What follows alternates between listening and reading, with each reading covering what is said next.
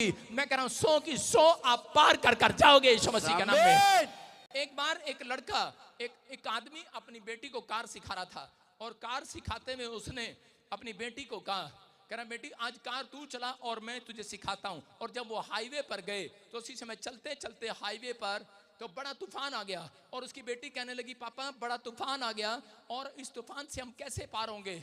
उसने कहा कोई बात नहीं, कह रहा कि परमेश्वर तेरे साथ है, चलती रहे, कार चलाती रहे। उसने कहा देख पापा बहुत सारी गाड़ियां खड़ी हैं और वो देखो पेड़ टूट गए हैं, लोगों ने गाड़ियां साइड में लगा ली हैं और पेड़ टूट गए हैं और इसी समय हमें गाड़ी रोक लेनी चाहिए। लेकिन उसके पापा ने कहा तूफान बेशक कितना भी तेज हो लेकिन तू चलती रहे। हालेलुया।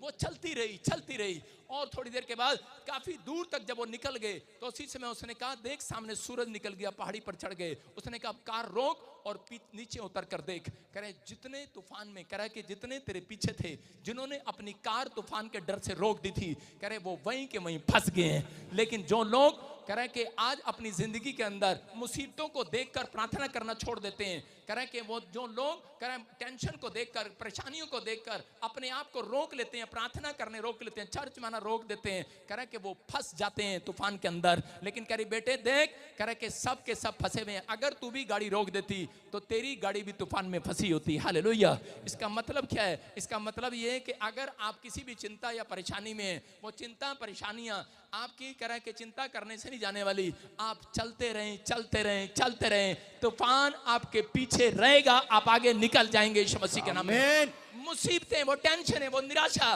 कह रहा कि वो जाएंगे। लेकिन आज से जो लोग प्रार्थना करते हैं, यहाँ पर दाऊद ने अपनी जिंदगी में मलयुद्ध करना सीख लिया। उसने निराशा में ये कहना सीख लिया तेरा बिजनेस नहीं चल रहा, चलेगा, तेरा बच्चा ठीक नहीं हो रहा, ठीक होगा, कह रहा कोई बात नहीं परमेश्वर करेगा। उसका बच्चा मरने पर था लेकिन वो कमरे में लेट गया और प्रार्थना करता रहा और खबर आई कि तेरा बच्चा मर गया है, लेकिन उसने बाहर निकल कर कहा परमेश्वर का धन। उसने रोया नहीं है, वो निराश नहीं हुआ। वो उसने कहा अगर जिसने ले लिया वो मुझे एक और बच्चा देगा। हालेलुया।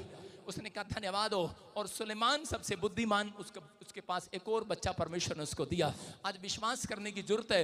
अगर आज आप किसी निराशा में हो, किसी चिंता में हो, मैं कह रहा हूं जितने हाथ उठा कर कह रहे हैं हालेलुया, आज हालेलुया, आज आप मिराइकल को